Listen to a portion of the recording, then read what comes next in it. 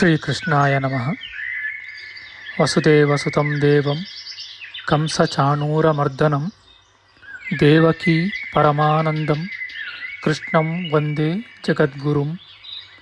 ಬ್ರಹ್ಮಸ್ಥಾನ ಸರೋಜಮಧ್ಯವಿಲಸತ್ ಚೀತಾಂಶುಪೀಠಸ್ಥಿತಂ ಸ್ಫೂರ್ಜತ್ಸೂರ್ಯರುಚಿಂ ವರಾಭಯಕರಂ ಕರ್ಪೂರಕುಂದೋಜ್ವಲಂ ಶ್ವೇತಸ್ರಗ್ವಸನಾನುಲೇಪನಯುತಂ ವಿದ್ಯುದೃಚಾ ಕಾಂತಯ ಸಂಶ್ಲಿಷ್ಟಾರ್ಧತನುಂ ಪ್ರಸನ್ನವದನಂ ವಂದೇ ಗುರುಂ ಸಾದರಂ. ಶ್ರೀಗುರುಭ್ಯೋ ನಮಃ. ಲಂಬೋದರಂ ಪರಮಸುಂದರಮೇಕದಂತಂ ರಕ್ತಾಂಬರಂ ತ್ರಿನಯನಂ ಪರಮಂ ಪವಿತ್ರಂ ಉದ್ಯದ್ದಿವಾಕರ ಕರೋಜ್ವಲಕಾಯಕಾಂತಂ ವಿಘ್ನೇಶ್ವರಂ ಸಕಲವಿಘ್ನಹರಂ ನಮಾಮಿ. ತ್ವಾಂ ದೇವ ವಿಘ್ನದಲನೇತಿ ಚ ಸುಂದರೇತಿ ಭಕ್ತಿಪ್ರಿಯೇತಿ ಸುಖದೇತಿ ಫಲಪ್ರದೇತಿ ವಿದ್ಯಾಪ್ರದೇತ್ಯಗಹರೇತಿ ಚ ಯೇ ಸ್ತುವಂತಿ ತೇಭ್ಯೋ ಗಣೇಶವರದೋ ಭವ ನಿತ್ಯಮೇವ. ಶ್ರೀ ಮಹಾಗಣಪತಯೇ ನಮಃ. ಯಾ ಕುಂದೇಂದು ತುಷಾರಹಾರಧವಳ ಯಾ ಶುಭ್ರ ವಸ್ತ್ರಾವೃತ ಯಾ ವೀಣಾ ವರದಂಡಮಂಡಿತಕರ ಯಾ ಶ್ವೇತ ಪದ್ಮಾಸನ ಯಾ ಬ್ರಹ್ಮಾಚ್ಯುತ ಶಂಕರ ಪ್ರಭೃತಿಭಿಃ ದೇವೈಃ ಸದಾ ವಂದಿತಾ ಸಾ ಮಾಂ ಪಾತು ಸರಸ್ವತೀ ಭಗವತಿ ನಿಶ್ಶೇಷ ಜಾಡ್ಯಾಪಃ. ಶ್ರೀ ಸರಸ್ವತ್ಯೇ ನಮಃ. ವೇದಾರ್ಥತತ್ವವಿಶದೀಕರಣೇನ ಪುಂಸಾಂ ಉಚ್ಚೈರ್ಗತಿಂ ಜಗತಿಯೋ ದಯಾಯ ವಿಧಾತುಂ ರಮ್ಯಾಂ ಪುರಾಣಪದವೀಂ ಪ್ರಣಿನಾಯ ತಸ್ಮೈ ಲೋಕೇಶವೈಭವಪುಷೇ ಋಷಯೇ ನಮಸ್ತಾತ್. ತಸ್ಮೈ ವ್ಯಾಸಾಯ ಮುನಯೇ ಸರ್ವಜ್ಞಾಯ ಮಹರ್ಷಯೇ ಪರಾಶರ್ಯಾಯ ಶಾಂತಾಯ ನಮೋ ನಾರಾಯಣಾತ್ಮನೆ. ಶ್ರೀ ವ್ಯಾಸಾಯ ನಮಃ. ನಾರಾಯಣಂ ನಮಸ್ಕೃತ್ಯ ನರಂ ಚೈವ ನರೋತ್ತಮಂ ದೇವೀಂ ಸರಸ್ವತೀಂ ವ್ಯಾಸಂ ತತೋ ಜಯಮುದೀರಯೇತ್. ಕನಕರುಚಿದುಕೂಲಃ ಕುಂಡಲೋಲ್ಲಾಸಿಗಲ್ಲಃ ಶಮಿತಭುವನಭಾರಃ ಕೋಪಿ ಲೀಲಾವತಾರಃ ತ್ರಿಭುವನ ಸುಖಕಾರಿ ಶೇಷಶಾಯೀ ಮುಕುಂದೋ ಪರಿಕಲಿತರಮಾಂಗೋ ಮಂಗಲಂ ನಸ್ತನೋತು. ನಮಾಮಿ ಗೋವಿಂದ ಪದಾರವಿಂದಂ ಸದೇಂದಿರಾನಂದನಮುತ್ತಮಾಡ್ಯಂ ಜಗಜ್ಜನಾನಾಂ ಹೃದಯ ಸನ್ನಿವಿಷ್ಟಂ ಮಹಾಜನೈಕಾಯನಮುತ್ತಮೋತ್ತಮಂ. ನಮಸ್ತೆ ಚಕ್ರಹಸ್ತಾಯ ಶಾಂಗಹಸ್ತಾಯ ತೇ ನಮಃ. ನಂದಹಸ್ತಾಯ ತೇ ವಿಷ್ಣೋ ಶಂಖಹಸ್ತಾಯ ತೇ ನಮಃ. ಓಂ ನಮೋ ವಾಸುದೇವಾಯ ನಮಃ ಸಂಕರ್ಷಣಾಯ ಚ ಪ್ರದ್ಯುಮ್ನಾಯ ನಮಸ್ತುಭ್ಯಂ ಅನಿರುದ್ಧಾಯ ತೇ ನಮಃ.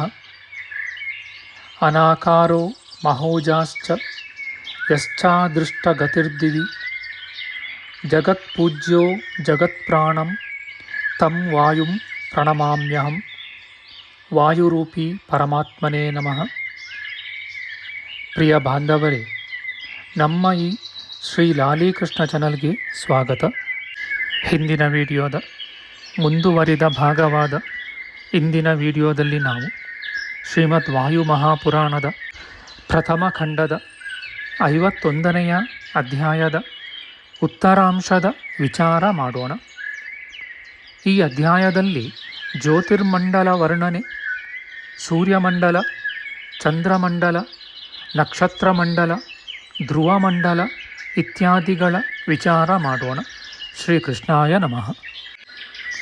ಸೂತಮುನಿಯು ಮುಂದುವರಿಸಿ ಹೇಳುತ್ತಾರೆ, ಪುಷ್ಕರಾವರ್ತಕಗಳೆಂಬ ಮೇಘಗಳು ಪರ್ವತಗಳ ಪಕ್ಷ ಸಂಭವಗಳಾಗಿವೆ.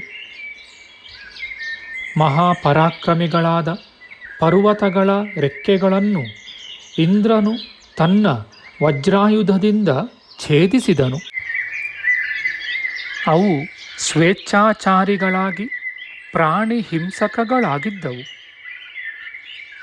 ಭೂತಗಳ ಕಲ್ಯಾಣಕ್ಕಾಗಿ ಇಂದ್ರನು ಅವುಗಳ ಪಕ್ಷಗಳನ್ನು ಛೇದಿಸಿದನು. ಆಗ ಆ ಮೇಘಗಳು ಉತ್ಪನ್ನವಾದವು. ಪುಷ್ಕರ ನಾಮಕ ಮೇಘಗಳು ಮಹತ್ತಾಗಿಯೂ ಜಲದ್ವೇಷಿಯಾಗಿಯೂ ಇರುತ್ತವೆ. ಈ ಕಾರಣದಿಂದ ಆ ಮೇಘಗಳಿಗೆ ಪುಷ್ಕರಾವರ್ತಕವೆಂಬ ನಾಮವು ಸಂಭವಿಸಿದೆ. ಆ ಪುಷ್ಕರಾವರ್ತಕ ಮೋಡಗಳು ನಾನಾ ರೂಪಿಗಳಾಗಿಯೂ ಮಹಾಭಯಂಕರಗಳಾಗಿಯೂ ಪ್ರಳಯಕಾಲದ ವೃಷ್ಟಿಗೆ ಕಾರಣಗಳಾಗಿಯೂ ಪ್ರಳಯಕಾಲದ ಅಗ್ನಿಗೆ ನಿಯಾಮಕಗಳಾಗಿಯೂ ಇರುತ್ತವೆ. ಪುಷ್ಕರಾವರ್ತಕವೆಂಬ ಮೂರನೆಯ ಆ ಮೇಘಗಳು ಯುಗಾಂತದಲ್ಲಿ ನಾನಾ ರೂಪಿಗಳಾಗಿ ಭೂಮಿಯನ್ನು ಜಲದಿಂದ ತುಂಬುತ್ತಾ ಬಿರುಗಾಳಿಯಿಂದ ಸಹಿತವಾಗಿ ಪ್ರಳಯಕ್ಕೆ ಸಾಧಕಗಳಾಗಿವೆ. ಏತರಿಂದ ಪ್ರಕೃತಿ ಸಂಬಂಧವಾದ ಬ್ರಹ್ಮಾಂಡವು ಉತ್ಪನ್ನವಾಗಿದೆಯೋ ಅದರಿಂದಲೇ ಚತುರ್ಮುಖನೂ ಸ್ವಯಂಭುವನೂ ಆದ ಬ್ರಹ್ಮನು ಉತ್ಪನ್ನನಾದನು. ಅದೇ ಬ್ರಹ್ಮಾಂಡ ಕಪಾಲಕ್ಕೂ ಕಾರಣವಾಗಿದೆ. ಅವೇ ಸಮಸ್ತವಾದ ಮೇಘಗಳೆಂದು ಜನರು ಹೇಳುವರು. ಅಂತಹ ಮೇಘಗಳಿಗೆ ಧೂಮವೇ ಸಂತೋಷಜನಕವೂ ಕಾರಣವೂ ಆಗಿದೆ. ಅವುಗಳಿಗಿಂತಲೂ ವೃಷ್ಟಿಯೇ ಉತ್ತಮವಾಗಿದೆ. ಅದಕ್ಕಿಂತಲೂ 4 ದಿಗ್ಗಜಗಳು ಶ್ರೇಷ್ಠಗಳಾಗಿವೆ. ದಿಗ್ಗಜಗಳು, ಪರ್ವತಗಳು, ಮೇಘಗಳು ಮತ್ತು ಸರ್ಪಗಳು ಇವುಗಳೆಲ್ಲ ಒಂದೇ ವಂಶಕ್ಕೆ ಸೇರಿದವುಗಳಾಗಿವೆ. ಇವು ಬೇರೆ ಬೇರೆಯಾಗಿದ್ದರೂ ಇವುಗಳಿಗೆ ಜಲವೊಂದೇ ಮೂಲ ಕಾರಣವಾಗಿದೆ. ವೃಷ್ಟಿ ಮತ್ತು ದಿಗ್ಗಜ ಇವು ಹೇಮಂತ ಋತುವಿನಲ್ಲಿ ಶೀತದಿಂದ ಜನ್ಯವಾಗಿವೆ. ಮೇಘಗಳೇ ಸಮಸ್ತ ಸಸಿಗಳನ್ನು ವೃದ್ಧಿಗೊಳಿಸುವುದಕ್ಕಾಗಿ ಹಿಮವೃಷ್ಟಿಯನ್ನು ಕರೆಯುತ್ತವೆ. ಉತ್ತಮವೂ ಪರಿವಹ ನಾಮಕವೂ ಆದ ವಾಯುವು ಆ ಜಲಕ್ಕೆ ಆಶ್ರಯವಾಗಿದೆ. ಇಂತಹ ಜಲಕ್ಕೆ ಆಧಾರಳು, ಆಕಾಶಗಾಮಿಯೂ ದಿವ್ಯಳು, ಅತ್ಯಂತ ಜಲಭರಿತಳು, ಪವಿತ್ರಳು, ಜ್ಞಾನಿಯೂ ಸ್ವರ್ಗ ಮಾರ್ಗಗಾಮಿಯೂ ಆದ ಗಂಗಾದೇವಿಯನ್ನು ಭಗವಂತನಾದ ಪರಮೇಶ್ವರನು ತನ್ನ ಶಿರಸ್ಸಿನಲ್ಲಿ ಧರಿಸಿರುತ್ತಾನೆ. ಆಕೆಯ ಸಂಚಾರದಿಂದ ಸಂಭವಿಸಿದ ಜಲವನ್ನು ದಿಗ್ಗಜಗಳು ತಮ್ಮ ಸೊಂಡಿಲುಗಳಿಂದ ಸ್ವೀಕರಿಸಿ ತುಂತುರು ಹನಿಗಳನ್ನು ಬಿಡುತ್ತವೆ. ಆ ದಿಗ್ಗಜಗಳು ಬಿಟ್ಟ ಜಲಶೀಖರಗಳೇ ಹಿಮಕಣಗಳಾಗಿರುತ್ತವೆ. ಆಕಾಶಗಂಗೆಯ ದಕ್ಷಿಣ ದಿಗ್ಭಾಗದಲ್ಲಿ ಹೇಮಕೂಟವೆಂಬ ಪ್ರಖ್ಯಾತವಾದ ಪರ್ವತವಿರುತ್ತದೆ. ಅದಕ್ಕುತ್ತರದಲ್ಲಿರುವ ಹಿಮಾಲಯದ ಈಶಾನ್ಯ ಭಾಗದಲ್ಲಿ ಪುಂಡ್ರ ನಾಮಕವಾದ ನಗರವು ಪ್ರಸಿದ್ಧವಾಗಿದೆ. ಆ ನಗರಿಯಲ್ಲಿ ಬಿದ್ದಂಥ ಹಿಮಕರಣಗಳೇ ವೃಷ್ಟಿಯಾಗಿ ಪರಿಣಮಿಸುತ್ತವೆ. ಅನಂತರ ಆವಹ ನಾಮಕ ವಾಯುವು ಹಿಮಾಲಯದಿಂದ ಬೀಸುತ್ತದೆ. ಆ ವಾಯುವು ಆ ಹನಿಗಳನ್ನು ಧರಿಸಿಕೊಂಡು ಸ್ವಶಕ್ತಿಯಿಂದ ಮಹಾಗಿರಿಯಲ್ಲಿ ಮಳೆಯನ್ನು ಸುರಿಸುವುದು.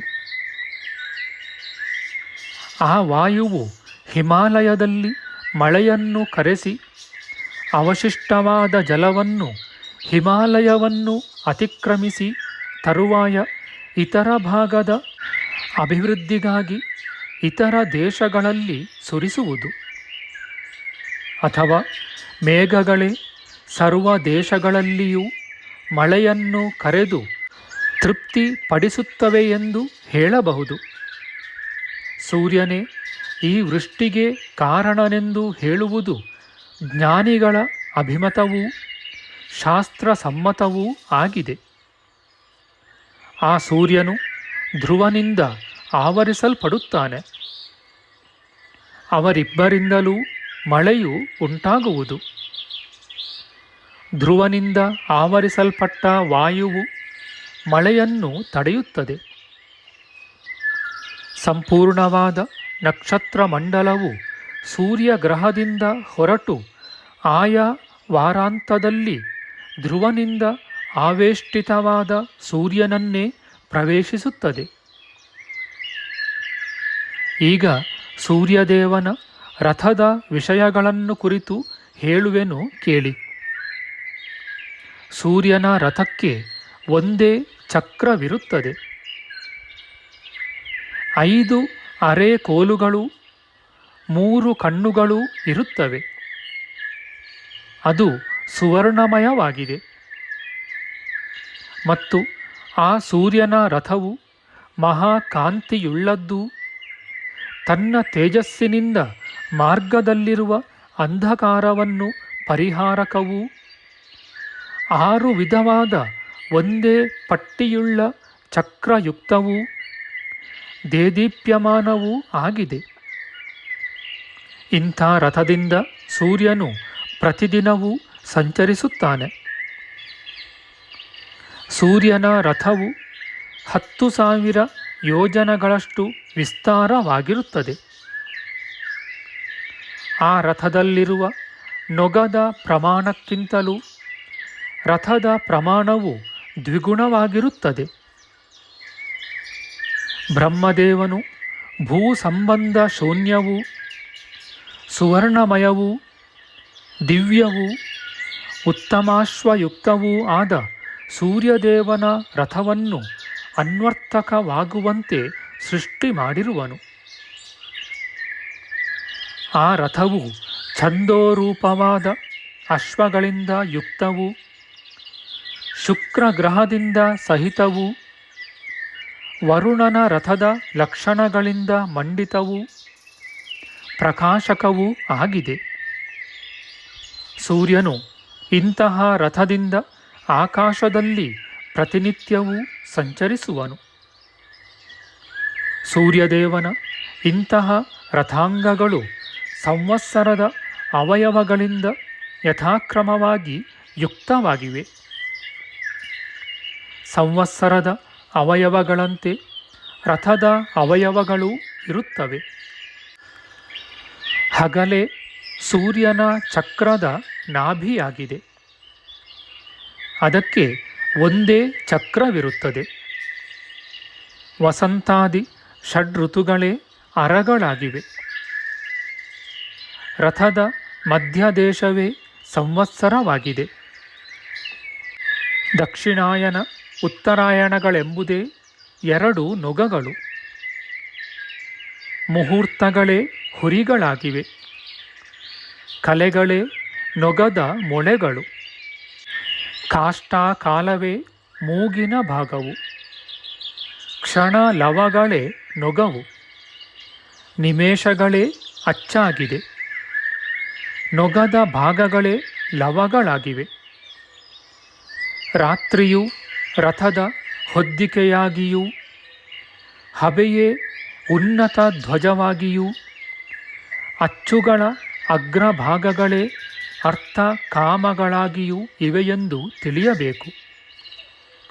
ಗಾಯತ್ರಿ, ತ್ರಿಷ್ಟುಪ್, ಅನುಷ್ಟುಪ್, ಜಗತಿ, ಪಂಕ್ತಿ, ಬೃಹತಿ ಮತ್ತು ಉಷ್ಣಿಗೆಂಬ 7 ಛಂದಸ್ಸುಗಳೇ ಸಪ್ತಾಶ್ವಗಳಾಗಿವೆ.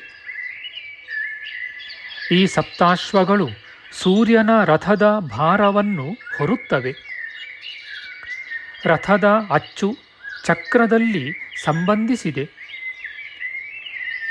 ಆ ಅಕ್ಷ ಚಕ್ರ ಇವೆರಡೂ ಧ್ರುವನಲ್ಲಿ ಸಮರ್ಪಿತವಾಗಿದೆ. ಅಚ್ಚು ಚಕ್ರ ಸಮೇತವಾಗಿ ತಿರುಗುತ್ತದೆ. ಧ್ರುವನೂ ಕೂಡ ಅಚ್ಚಿನೊಡನೆ ಸುತ್ತುತ್ತಾನೆ. ಧ್ರುವನಿಂದ ಪ್ರೇರಿತವಾದ ಅಚ್ಚು ಚಕ್ರ ಸಮೇತವಾಗಿ ಭ್ರಮಿಸುವುದು. ಈ ರೀತಿಯಲ್ಲಿ ಸೂರ್ಯನ ರಥದ ಸನ್ನಿವೇಶವಿದೆಯೆಂದು ತಿಳಿಯಬೇಕು. ಹೀಗೆ ಪರಸ್ಪರ ಸಂಬಂಧದಿಂದ ಸೂರ್ಯನ ರಥವು ಧ್ರುವನಿಂದ ಪ್ರೇರಿತವಾಗಿ ಹೊಳೆಯುತ್ತಾ ಚಲಿಸುವುದು. ಈ ಕಾರಣಗಳಿಂದ ಸೂರ್ಯದೇವನು ಆಕಾಶದಲ್ಲಿ ಅತಿ ವೇಗವಾಗಿ ಸಂಚರಿಸುವನು. ಆ ಸೂರ್ಯನ ರಥಕ್ಕೂ ನೊಗ ಮತ್ತು ಅಚ್ಚಿನ ತುದಿ ಇವುಗಳಿಗೂ 2 ಹಗ್ಗಗಳು ಸಂಬಂಧಗಳಾಗಿವೆ. ಧ್ರುವನೊಡನೆ ಸಂಚರಿಸುವ ಅಚ್ಚು ಯುಗಗಳಿಗೂ ಆಕಾಶದಲ್ಲಿ ಮಂಡಲಾಕಾರವಾಗಿ ಸಂಚರಿಸುವ ಸೂರ್ಯನ ರಥಕ್ಕೂ 2 ರಶ್ಮಿಗಳು ಸಂಬಂಧಗಳಾಗಿವೆ.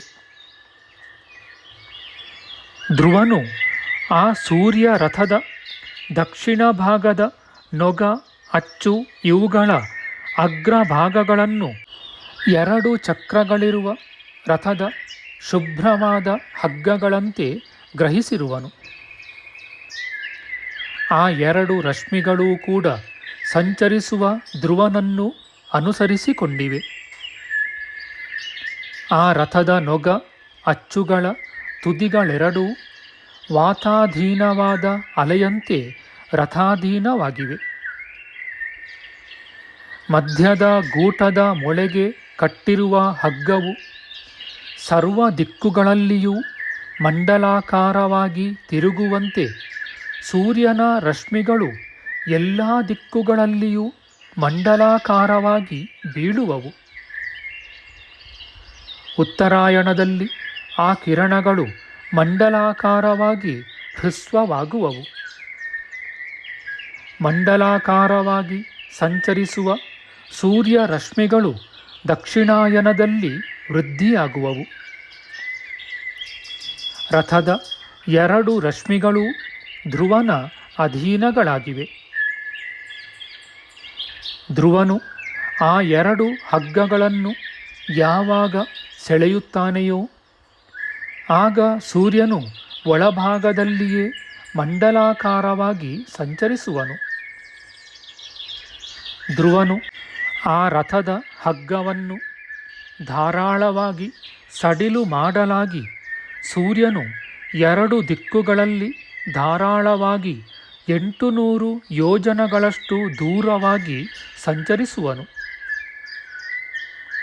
ಧ್ರುವನು ಹಗ್ಗವನ್ನು ಬಿಗಿ ಹಿಡಿದರೆ ಸೂರ್ಯನು ಒಳಭಾಗದಲ್ಲಿಯೇ ಮಂಡಲಾಕಾರವಾಗಿ ಸುತ್ತುವನು. ಹಗ್ಗವನ್ನು ಸಡಿಲು ಮಾಡಿ ಧಾರಾಳವಾಗಿ ಬಿಟ್ಟರೆ ದೂರವಾಗಿ ಹೊರಭಾಗದಲ್ಲಿ ಮಂಡಲಾಕಾರವಾಗಿ ತಿರುಗುವನು. ಅವನು ಮಂಡಲಾಕಾರವಾಗಿ ವೇಗದಿಂದ ಸಂಚರಿಸುವಾಗ ವೇಷ್ಟನ ಮಾಡಿಕೊಂಡು ಹೋಗುವನು, ಆವರಿಸಿಕೊಂಡು ಹೋಗುವನು. ಇತಿ ಶ್ರೀ ಮಹಾಪುರಾಣೆ ವಾಯುಪ್ರೋಕ್ತೆ ಜ್ಯೋತಿಷ್ಪ್ರಚಾರೋ ನಾಮ ಏಕಪಂಚಾಶತ್ತಮೋಧ್ಯಾಯ. ಶ್ರೀಕೃಷ್ಣಾರ್ಪಣಮಸ್ತು. ನಮ್ಮ ಮುಂದಿನ ವಿಡಿಯೋದಲ್ಲಿ ನಾವು ಶ್ರೀಮದ್ ವಾಯು ಮಹಾಪುರಾಣದ ಪ್ರಥಮ ಖಂಡದ 52ನೆಯ ಅಧ್ಯಾಯವಾದ ಧ್ರುವಗತಿ ನಿರೂಪಣೆ, ಸೂರ್ಯಾದಿ ಗ್ರಹಗಳ ರಥಗಳು ವಾತ ರಶ್ಮಿಗಳಿಂದ ಬದ್ಧವಾಗಿ ಧ್ರುವಾಧೀನವಾಗಿರುತ್ತವೆ. ಆ ಧ್ರುವನು ಶಿಂಶುಮಾರ ಮೂರ್ತಿಯ ಅಧೀನದಲ್ಲಿರುವನು ಎಂಬ ವಿಚಾರ ಮಾಡೋಣ. ಆಧ್ಯಾತ್ಮಿಕ ಚರ್ಚೆ ಮತ್ತು ವಿಚಾರ ವಿನಿಮಯಕ್ಕಾಗಿ ಶುರು ಮಾಡಿದ ಈ ಚಾನಲ್ನಲ್ಲಿ ನಾವು ಅಪ್ಲೋಡ್ ಮಾಡುವ ಎಲ್ಲ ವಿಡಿಯೋಗಳನ್ನು ಸಂಪೂರ್ಣವಾಗಿ ನೋಡಿ ನಿಮ್ಮ ಸಲಹೆಗಳನ್ನು ಕಮೆಂಟ್ ಬಾಕ್ಸ್ನಲ್ಲಿ ಬರೆಯಿರಿ. ಈ ಚಾನಲ್ಗೆ ಸಬ್ಸ್ಕ್ರೈಬ್ ಮಾಡಿ ಹಾಗೂ ಬೆಲ್ ಬಟನ್ ಒತ್ತಿ ನಾವು ಹಾಕುವ ಎಲ್ಲ ವಿಡಿಯೋಗಳನ್ನು ನೋಡಿ ಪ್ರೋತ್ಸಾಹಿಸಿ. ಕೃಷ್ಣಂ ನಾರಾಯಣಂ ವಂದೇ ಕೃಷ್ಣಂ ವಂದೇ ವ್ರಜಪ್ರಿಯಂ ಕೃಷ್ಣಂ ದ್ವೈಪಾಯನಂ ವಂದೇ ಕೃಷ್ಣಂ ವಂದೇ ಪೃಥಾಸುತಂ. ಶ್ರೀಕೃಷ್ಣಾಯ ನಮಃ.